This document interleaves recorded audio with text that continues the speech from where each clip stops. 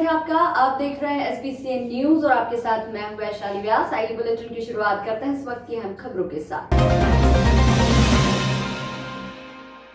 Neemuch cantt police ने remdesivir injection की कालाबाजारी करते 3 लोगों को सीहोर जिले के अलग अलग थाना क्षेत्र से गिरफ्तार किया है।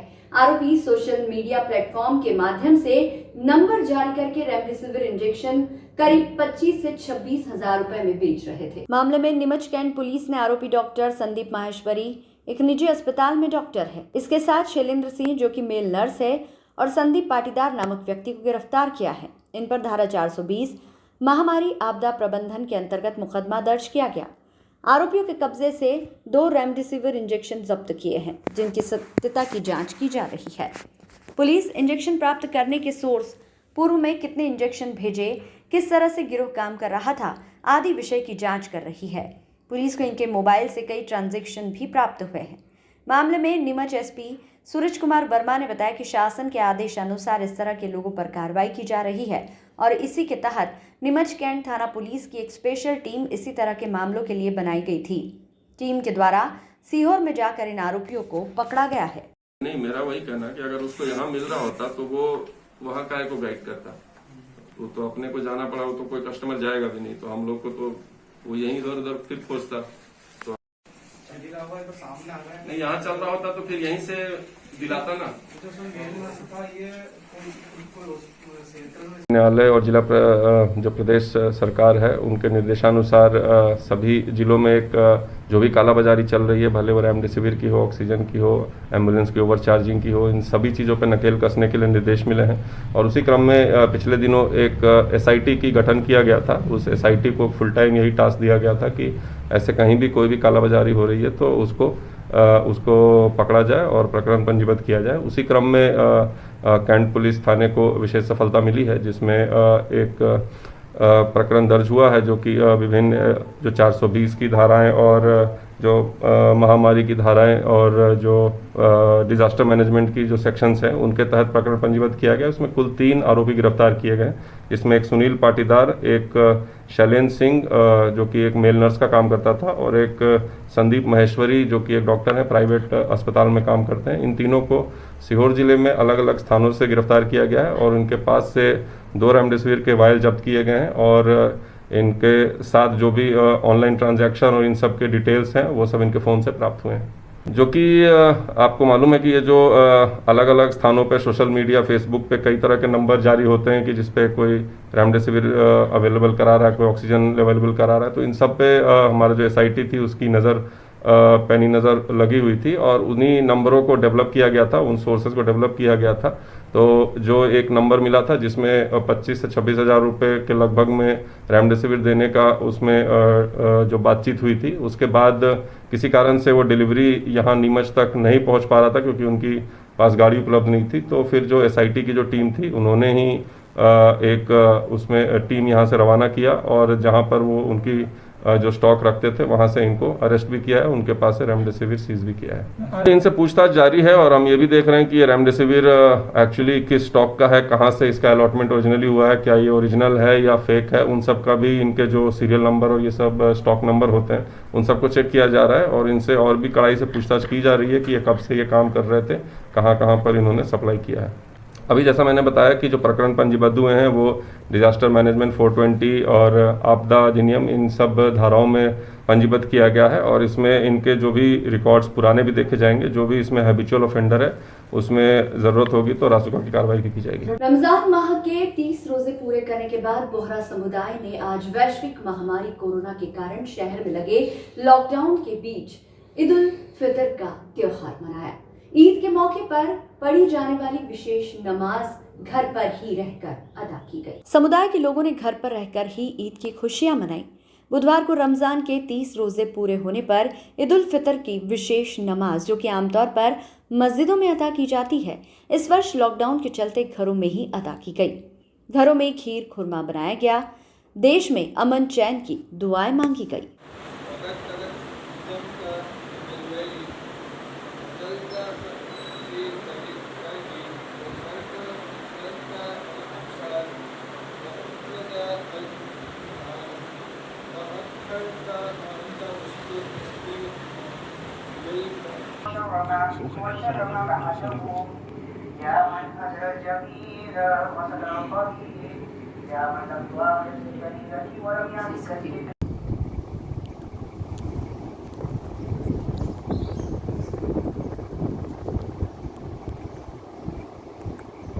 एसडीपीआई के पदाधिकारियों ने मंगलवार को एडीएम सुनील राज नायर से मुलाकात की।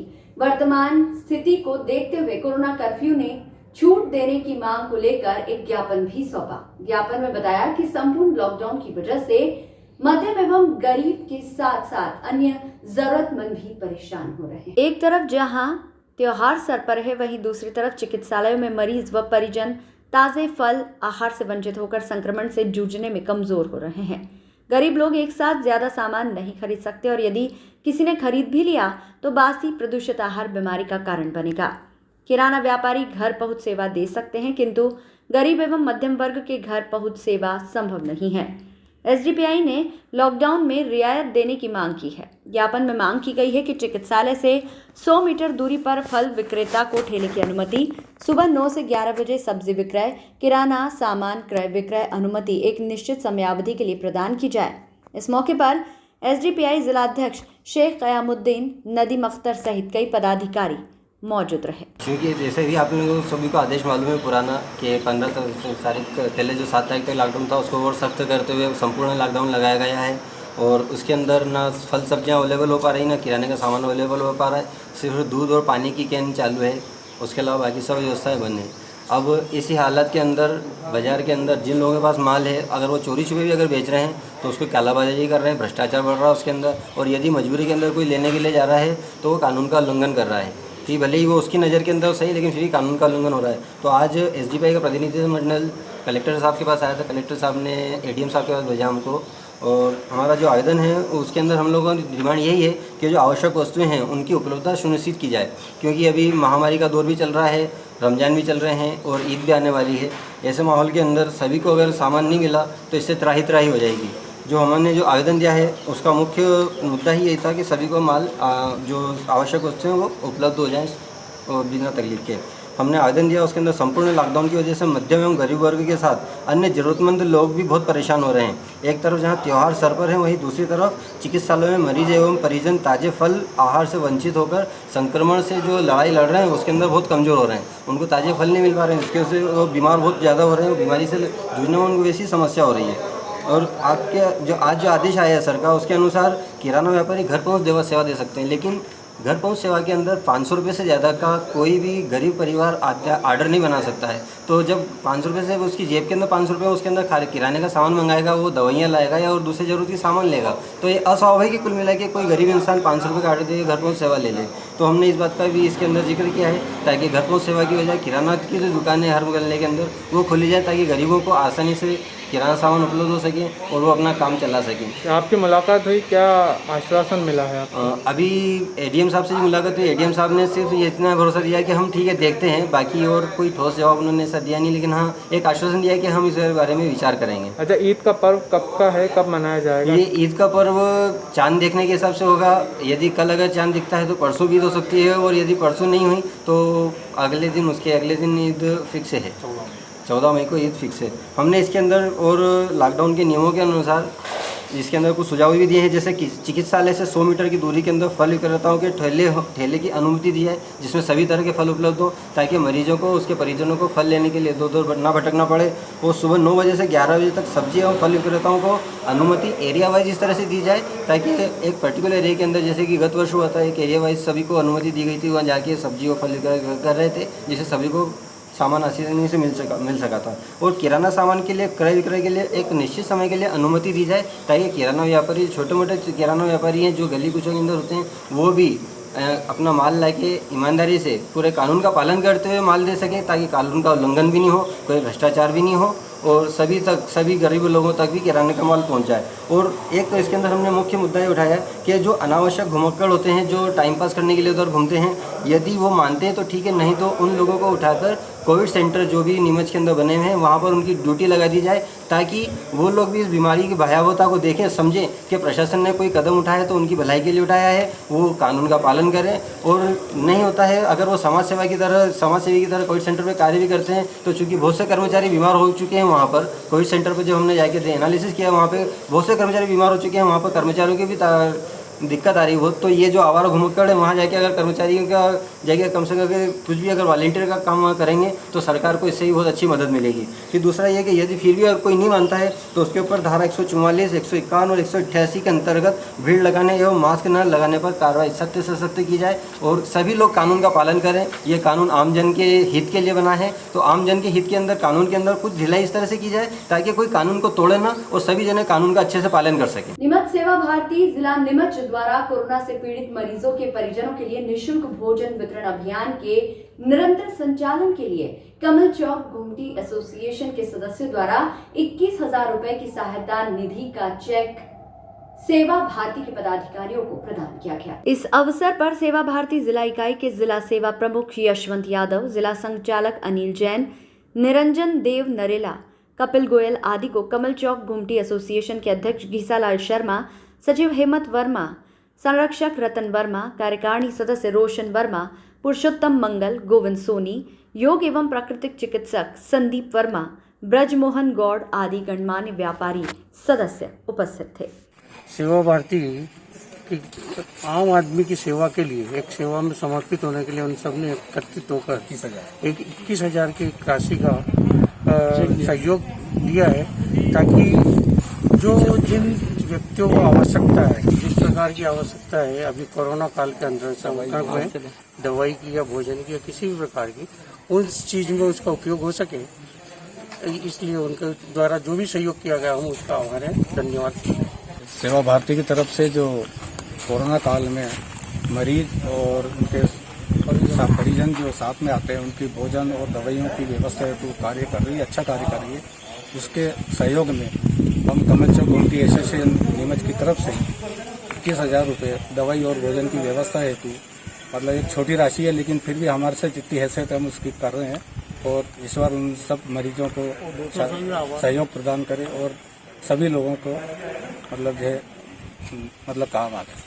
कोरोना के बढ़ते कहर को देखते हुए जिला प्रशासन नए कोविड केयर सेंटर खोल रहा है। दिन प्रतिदिन कोरोना पॉजिटिव मरीजों का आंकड़ा बढ़ता जा रहा है, जिसको लेकर जिला प्रशासन पूर्व व्यवस्थाओं में जुट गया है। ज्ञात हो कि नीमच शहर में 4 निजी अस्पताल आयोग को कोविड उपचार की परमिशन दी गई है। जिला अस्पताल सहित निजी अस्पताल में मरीजों की संख्या बढ़ने के कारण अस्पतालों के आसपास स्थित भवनों को कोविड केयर सेंटर बनाने की व्यवस्था प्रशासन द्वारा की जा रही है।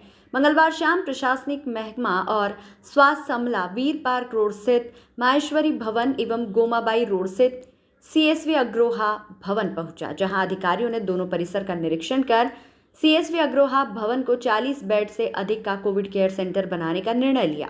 बढ़ते कोरोना संक्रमण के मद्देनजर इस भवन में 40 बेड का कोविड केयर सेंटर बनाया जा रहा है, जहां कोरोना से संक्रमित मरीजों को भर्ती कर उन्हें उपचार दिया जाएगा। Civil surgeon doctor BS Rawat ने जानकारी देते हुए बताया कि फिलहाल गोमाबाई चिकित्सालय में एक हॉल और खाली है, परंतु यदि मरीज की संख्या बढ़ जाती है तो ऐसी स्थिति में मरीजों को भर्ती करने के लिए सीएसवी अग्रोहा भवन को कोविड केयर सेंटर बनाया गया है। यहाँ 40 बेड लगाए जाएंगे और पॉजिटिव मरीजों को भर्ती कर उनका उपचार किया जाएगा। इस दौरान SDM SL Shakya, CMHO doctor Mahesh Malviya, civil surgeon doctor BL Rawat, तहसीलदार अजय हिंगे सहित पूर्व नगर पालिका अध्यक्ष राकेश पप्पू जैन मौजूद थे। कोरोना काल में कोविड सेंटर पर भर्ती मरीजों और उनके परिजनों को निःशुल्क भोजन उपलब्ध कराने के लिए करीब 20 दिनों पूर्व RSS के प्रकल्प सेवा भारती द्वारा जिला चिकित्सालय के समीप सेवा भारती भोजन एवं सहायता केंद्र प्रारंभ किया गया था। इस संस्था द्वारा प्रतिदिन सुबह शाम कोविड सेंटर पर भर्ती मरीजों और उनके परिजनों को भोजन उपलब्ध कराया जा रहा है। सेवा भारती भोजन एवं सहायता केंद्र पर प्रतिदिन सुबह 8 से 10 बजे भोजन के लिए पंजीयन किए जाते हैं। पंजीयन कराने वाले लोगों को दोपहर 12 से 1 बजे तक भोजन के पैकेट का वितरण किया जाता है। इसी तरह शाम को भी 4 से 6 बजे तक पंजीयन किए जाते हैं और शाम 6 बजे के बाद भोजन के पैकेट वितरण का कार्य शुरू किया जाता है। प्रतिदिन 250 से अधिक लोग इस केंद्र पर भोजन के लिए पंजीयन करवा रहे हैं, जिनको सेवा भारती द्वारा निःशुल्क भोजन उपलब्ध कराया जा रहा है। संस्था के सदस्यों ने जानकारी देते हुए बताया कि आरएसएस के प्रकल्प सेवा द्वारा करीब 21 दिन पहले सेवा भारती भोजन एवं सहायता केंद्र शुरू किया गया था। अब तक संस्था द्वारा 3000 से अधिक लोगों को भोजन के पैकेट का वितरण किया जा चुका है। ये जो भोजन वितरण का कार्यक्रम है, ये सिविल हॉस्पिटल के अंदर जितने भी पेशेंट है, चाहे वो कोरोना पॉजिटिव हो या कोई भी हो, सभी पेशेंट के साथ जो अटेंडर है उनको और पेशेंट को जो अपन यहाँ पर सेवा भारती के माध्यम से समाज के जनसहयोग से यहाँ पर सभी जो पेशेंट है उनको वितरण कर रहे हैं। निःशुल्क वितरण? ये बिल्कुल निःशुल्क वितरण है, इसका कोई शुल्क नहीं लिया जा रहा। अच्छा, शुरू से लगाया गया अभी तक कब से आपने चालू किया और कब तक आप ये चला रहे हैं, और अब तक अपन कितने पैकेटों का वितरण कर चुके हैं? कितने ये भोजन 21 तारीख से शुरू हुआ था पिछले महीने की, जो निरंतर समाज के सहयोग से चल रहा है और आगे भी ये चलता रहेगा। और शुरुआत में इसकी पैकेट की संख्या 50 थी और अभी जो उनके पैकेट की संख्या है 250 के करीबन पैकेट वितरण हो रहा है। अभी तक अपन ने कितने पैकेट वितरण कर लिए हैं? अभी तक शुरुआत से लेके अभी तक जो है 3000 से अधिक पैकेट अपन वितरण कर चुके हैं। क्या देखने में आ रहा है, कितने यहाँ पर लोग आ रहे हैं भोजन पैकेट के लिए? बिल्कुल, यहाँ पर अभी जैसे कि लॉकडाउन के कारण से होटलें वगैरह सभी बंद है और जो बाहर से आए हैं, जो दूर से आए हैं या आसपास से भी आए हैं, तो उनकी कनेक्टिविटी या उनको साधन नहीं उपलब्ध होने के कारण यहाँ पर जो है सभी व्यक्तियों को भोजन अपन निःशुल्क दे रहे हैं। प्रतिदिन कितनी संख्या में लोग यहाँ पर आ जाते हैं भोजन? यहाँ पर प्रतिदिन 100 के करीबन लगभग एवरेज मतलब 80-85 से 100 के बीच में पेशेंट आते हैं। किस तरह अपन वितरण करते हैं? वैसा पंजीयन ऐसा कुछ? सुबह 8 बजे से लेकर 10 बजे तक यहाँ पर पंजीयन होता है। उस पंजीयन के आधार पर अपन भोजन पैकेट बनवाते हैं और 12 बजे उनको वितरण करते हैं। और सेम इसी प्रकार से शाम को 5 से 6 के बीच में भोजन का जो है पंजीयन होता है कि इतने भोजन के पैकेट अपने पास बुकिंग हुए हैं, अपन इतना ऑर्डर करते हैं, वो बन के अपने पास आ जाता है और अपन 7 बजे से 8 बजे तक उनको वितरण करते हैं। बुधवार दोपहर में नीमच एसपी राकेश कुमार शुक्ला ने पत्रकारों से चर्चा के दौरान जानकारी देते हुए बताया कि ईद के पावन पर्व को मुस्लिम धर्मावलंबी घरों में ही रहकर सोशल डिस्टेंसिंग का पालन करते हुए मनाएं। उन्होंने बताया कि बढ़ते कोरोना संक्रमण के मद्देनजर इस संबंध में सभी धर्मगुरुओं से चर्चा कर ली गई है और उन्होंने भी सहमति दी है कि ये सब लोगों से अपील करेंगे कि ईद का पर्व घरों में ही मनाया जाए, कहीं भी भीड़ जमा ना करें ताकि कोरोना संक्रमण को फैलने का मौका ना मिले। साथ ही इस संबंध में सभी थाना क्षेत्रों के प्रभारियों को भी अवगत करा दिया गया है, वह भी इस संबंध में बैठक व चर्चाएं कर रहे हैं। और सब मालूम ही है सभी लोगों को कि ईदगाह में ईद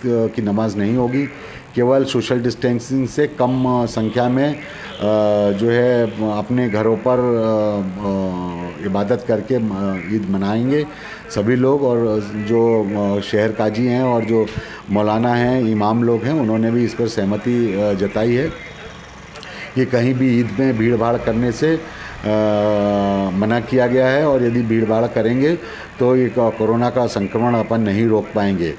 तो यही अपील सबसे की है और थाना क्षेत्रों में इनकी मीटिंग भी ली जा रही है। नीमच जिला चिकित्सालय स्थित ट्रॉमा सेंटर में बिना डॉक्टर की अनुमति के कोरोना संक्रमित मरीजों के अटेंडर प्रवेश नहीं कर पाए। बुधवार दोपहर में पत्रकारों से चर्चा की। नीमच एसपी राकेश मोहन शुक्ला ने जानकारी देते हुए बताया कि लगातार अटेंडर के बाहर आने जाने से कोरोना संक्रमण फैलने का खतरा बढ़ता जा रहा है। साथ ही ट्रॉमा सेंटर में भी अव्यवस्था हो रही थी। नगर पालिका, स्वास्थ्य विभाग व राजस्व विभाग के कर्मचारियों की टीम संयुक्त रूप से कार्य कर रही है। पर्याप्त सुरक्षा व्यवस्था के साथ साथ चिकित्सक भी मरीजों की व्यवस्थित रूप से सेवा कर रहे हैं। इस व्यवस्था के लागू हो जाने के बाद अनावश्यक कोई भी ट्रॉमा सेंटर से बिना डॉक्टर की अनुमति के बाहर अंदर आ जा नहीं सकेंगे।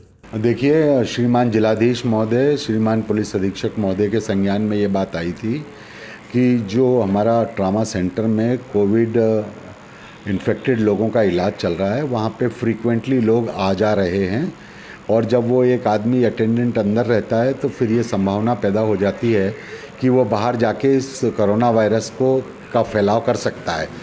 तो उसके लिए हमने फिर वहाँ 1-4 का गार्ड लगाया है 24 आवर्स और ये इंस्ट्रक्शन दिए हैं कि बिना डॉक्टर की परमिशन के कोई भी व्यक्ति अंदर नहीं जाएगा और जो व्यक्ति डॉक्टर परमिशन देंगे एक बार अंदर चला जाता है तो उसको बाहर आने की इजाज़त नहीं होगी। जिससे कि ये कोरोना का वायरस जो ना फैल पाए, इसके लिए ये व्यवस्था की गई है। वहाँ पर राजस्व विभाग द्वारा 4 मंडी के अधिकारी भी लगाए गए हैं, साथ ही वहाँ के गार्ड भी हैं।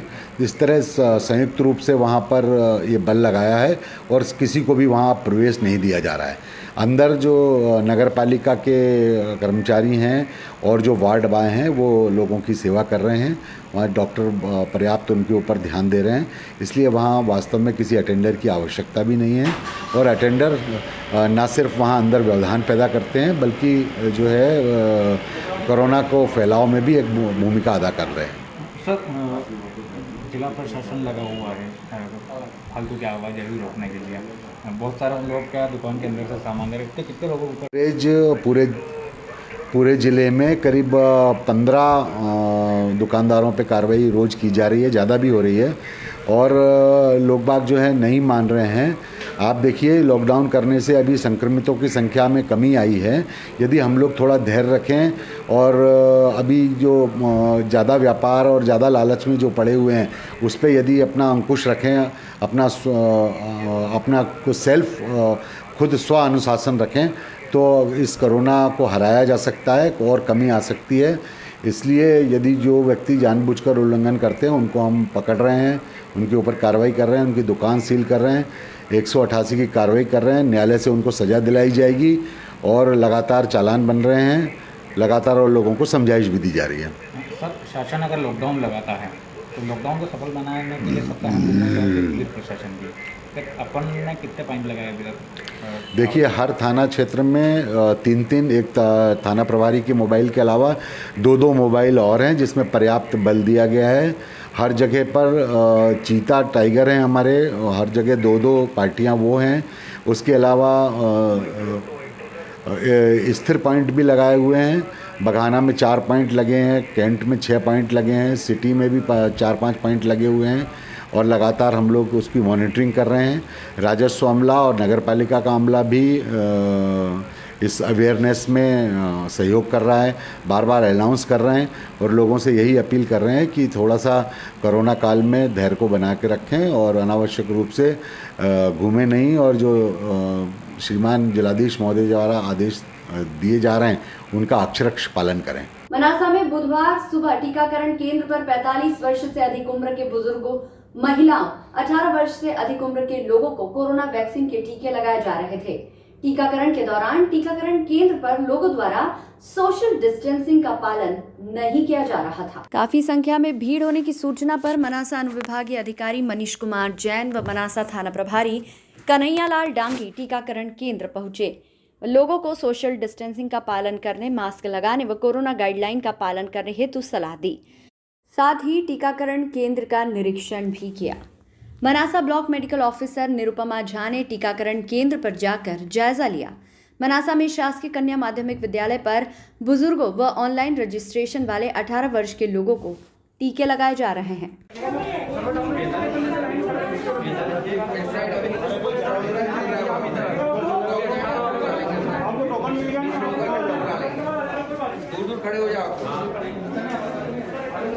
ये सबको लगाना चाहिए क्योंकि ये ज़रूरी है। आपको सबको पता है कि यहाँ पे अभी कितना फास्ट फैल रहा है और अभी थर्ड लहर आने की बोल रहे हैं सब, तो सबको कंपल्सरी ये लगाना जरूरी है क्योंकि गवर्नमेंट आपको फ्री सुविधा दे रही है, तो आपको लगाना बहुत जरूरी है। ग्रामीण क्षेत्रों में महिलाएं अभी स्कैनिंग के लिए भी डर रही है, वो स्कैनिंग भी नहीं करवा रही है।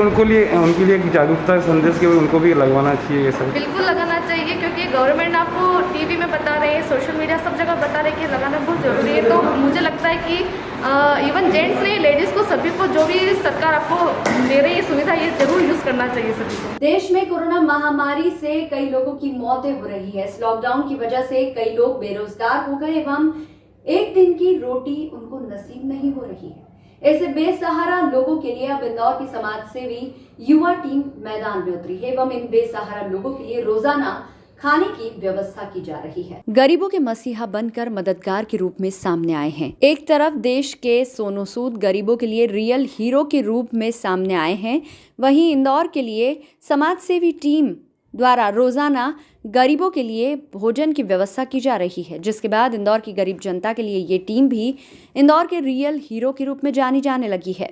समाज सेवी इंदौर के तिलक नगर कम्युनिटी हॉल के रहने वाले दीपक कासलीवाल, राजू टिन्ना और उनकी टीम प्रसन्न जैन, अभिषेक, हर्षित, विनोद, विपिन आदि युवा समाजसेवी के सहयोग से इंदौर में कई जगह भोजन लोगों तक पहुंचाने का कार्य किया जा रहा है, जिसमें इंदौर के रेलवे स्टेशन, पलासिया चौराहे, नगर निगम चौराहा, लोहा मंडी, भंवरकुआ जैसी कई और जगह रोजाना 500 से 800 लोगों को खाना खिला रहे हैं।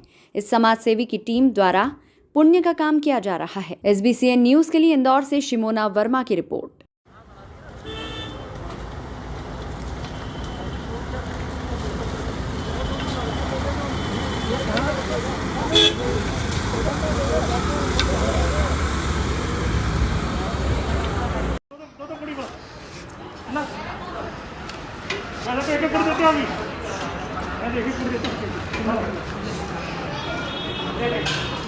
यहाँ जाके देते सबसे आगे आपसे फिर एक दे देंगे आपको एक देते सब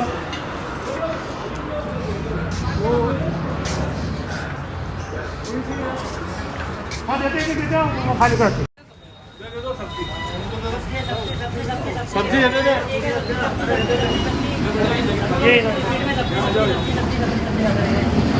भी देते तो 2-3 रोटी देते, हमारा मजा नहीं आता उसमें।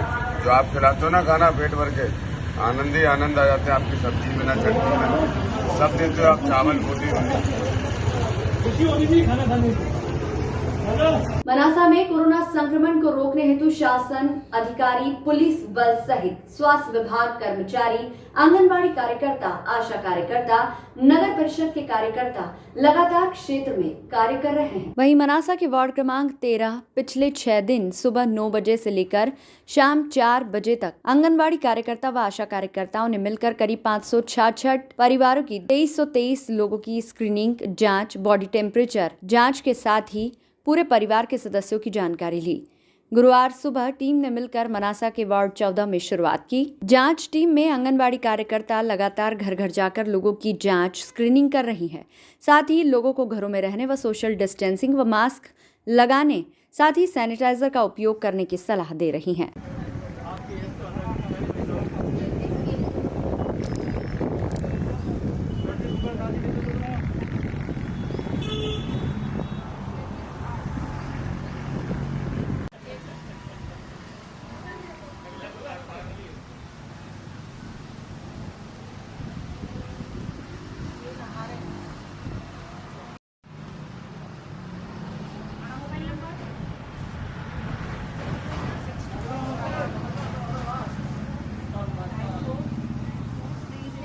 श्याम सेवादार समिति के सदस्यों की टीम मिलकर लॉकडाउन के बाद से रोजाना की तरह लगातार गरीब बच्चों और कोविड मरीजों के बीच पहुंचकर जरूरतमंद लोगों को सेवा दे रहे हैं। श्याम सेवादार टीम के सदस्यों ने मिलकर गुरुवार सुबह मनासा के शासकीय अस्पताल, मजेजी अस्पताल, कोविड सेंटर व झुग्गी झोपड़ी बस्सी पहुंचकर मरीजों व बच्चों को दूध वितरित किया।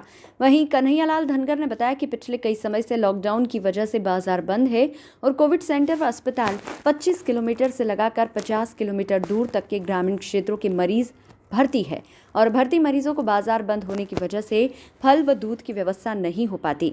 इसलिए हम रोजाना लोगों से जन सहयोग प्राप्त कर फल, दूध व अन्य जरूरत संबंधित सामग्री पीड़ित परिवार को उपलब्ध करवा रहे हैं। वहीं आगे भी जब तक लॉकडाउन जारी रहेगा तब तक लगातार इसी तरह सेवा देते रहेंगे। दूध वितरण के दौरान राम नागदा, विष्णु कुशवाहा, मुकेश पुरोहित, सूरज अड़ावदिया, प्रकाश कहार, अमृत बोरीवाल, अमित योगी, राजेश प्रजापति, मोहित राठौर, मनीष गुजराती आदि मित्रों का सहयोग रहा। SBCN न्यूज के लिए मनासा से मंगल कुशवाहा की रिपोर्ट।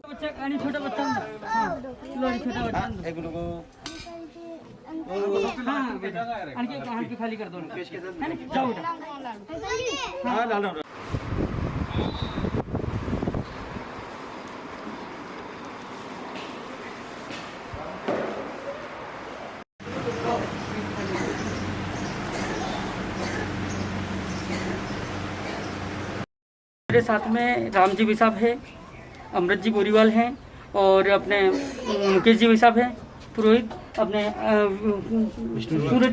सूरज जी भी साहब हैं और विष्णु जी कुशवाहा हैं और अपने प्रकाश जी कहार हैं और अपने राजेश भाई ने आज सेवा दी, राजेश जी प्रजापति ने आज सेवा दी और समाज भी सहयोग कर रही है जैसे कोई किसी ने दूध किया, किसी ने फल फ्रूट किया, किसी ने अमित जी ने मेडिकल वाले हैं हमारे, उन्होंने एक दिन एक तरबूज फ्रूट भिजवाए थे और ऐसे ही हम सेवा कर रहे हैं। और पिछले 15 दिन हो गए हैं, जिससे हम 15-17 दिन हो गए हैं आज, जिससे नित्य सेवा कर रहे हैं। हमारा उद्देश्य और लक्ष्य एक ही है कि बच्चों और पीड़ित जो लगभग 25 किलोमीटर दूर से गांव से हॉस्पिटल आते हैं, उनको गर्म दूध मिल जाए, शक्कर का दूध मिल जाए, फीका मिल जाए, ये सुविधा के लिए हमारा एक ही उद्देश्य और एक ही लक्ष्य है। और जय श्री श्याम के नाम से हम काम कर रहे हैं। आगे भी किस तरह से? आगे भी मतलब हमारा प्रयास है कि जैसे जैसे हमारी मतलब ग्रुप बढ़ रहा है और समाज भी सहयोग कर रही है, और आगे भी हम निरंतर करते रहेंगे लॉकडाउन में तो कम से कम। इस बुलेटिन में फिलहाल इतना ही। लगातार न्यूज अपडेट्स के लिए देखते रहिए SBCN न्यूज। नमस्कार।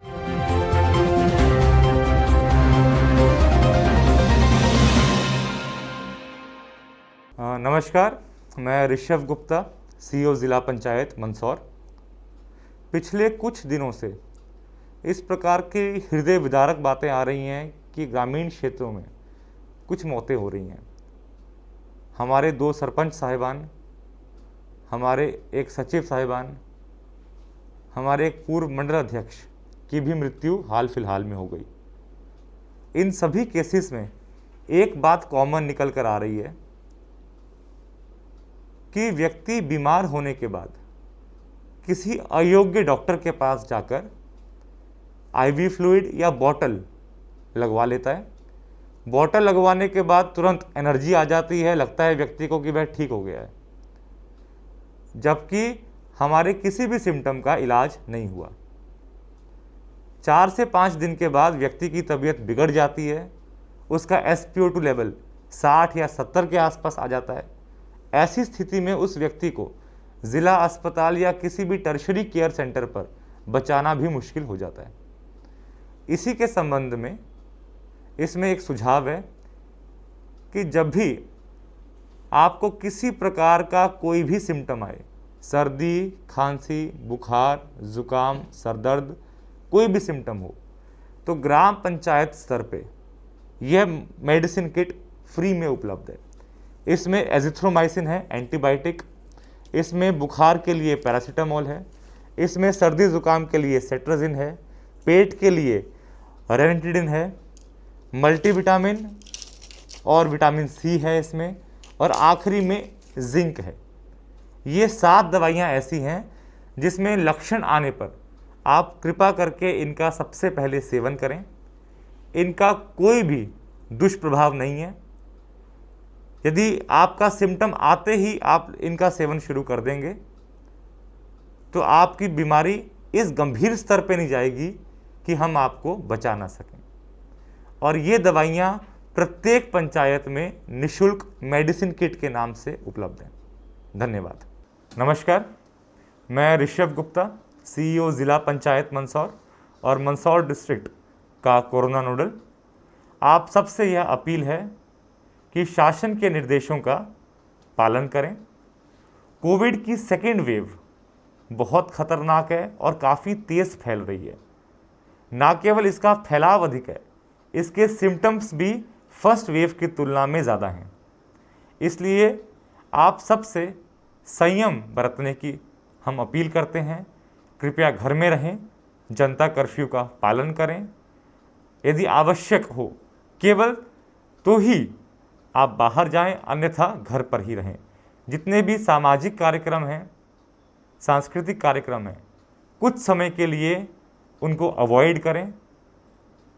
अगर हमने ये संयम बरता तो 15 दिन में हम इस कोविड की चेन को ब्रेक कर पाएंगे और ये पूरा जिला कोविड के इस दुष्प्रभाव से मुक्त हो पाएगा। धन्यवाद। जी नमस्कार, मैं ऋषभ गुप्ता, CEO ज़िला पंचायत और मंदसौर का ज़िला कोरोना का नोडल। आप सबसे यह अपील है कि जब भी किसी व्यक्ति को कोरोना के सिम्टम आए या फिर कोरोना पॉजिटिव पाया जाए तो सबसे पहले घबराएं नहीं। ये ऐसी बीमारी है जिसमें 98% लोग बिना किसी खास बड़े सिम्टम के ठीक होकर डिस्चार्ज हो रहे हैं। सबसे पहला काम है कि यदि आपके सिम्टम्स ज़्यादा नहीं हैं तो घर पे ही यह किट आपको पंचायतों पर निःशुल्क उपलब्ध है। इसके अलावा हमारी टीम आपके घर पर यह किट भी देने आएगी। इस किट का सेवन करें और घर पर ही रहें और घर पर अपने आप को आइसोलेट करें। यदि इस किट को खाने से आपके सिम्टम्स नियंत्रित रहते हैं तो लगभग 8 से 10 दिन में आप पूर्णतः इस बीमारी से बाहर आ जाएंगे। यदि आपके सिम्टम्स अभी भी नियंत्रित नहीं होते हैं और आपका बुखार बना रहता है या फिर आपका ऑक्सीजन लेवल कम होता है तो उसके लिए सबसे पहले आपको कोविड केयर सेंटर्स पर जाना है। हमारे covid care centres Narayangarh, Malhargarh, Pipliya Mandi, Daloda, Sitamau, Suwasra, Shamgarh, Garoth, Bhanpura एवं भैंसोदा यहाँ पर स्थित है। यहाँ पर ऑक्सीजन कंसंट्रेटर्स की व्यवस्था है। यहाँ पर कुछ ऑक्सीजन सिलेंडर्स की भी व्यवस्था है। यहाँ पर दक्ष डॉक्टर्स, नर्सिस का स्टाफ सब यहाँ पर उपलब्ध है। आपको सबसे पहले इन सेंटर्स पे जाना है और 90% पेशेंट्स का इलाज इन्हीं सेंटर्स पे हो सकता है। यदि इसके बाद भी आपकी तकलीफ़ बढ़ती है तो उन डॉक्टर्स के द्वारा आपको रेफ़र किया जाएगा ज़िला अस्पताल में। केवल उसी स्थिति में आपको ज़िला अस्पताल आना है। ज़िला अस्पताल में सभी सुविधाएं उपलब्ध हैं और आपका पूर्ण रूप से ध्यान रखा जाएगा। सभी मंदसौर वासियों से यह अपील है कि इस बीमारी से कतई घबराने की आवश्यकता नहीं है। 99% पेशेंट्स बिल्कुल ठीक होकर जा रहे हैं बिना किसी खास सिम्टम के। तो आप यदि कोविड पाए जाते हैं तो प्लीज़ घबराएं नहीं, अपना ख्याल रखें, जो शासन के निर्देश हैं उनका पालन करें। आप अवश्य इस लड़ाई में कामयाब होंगे।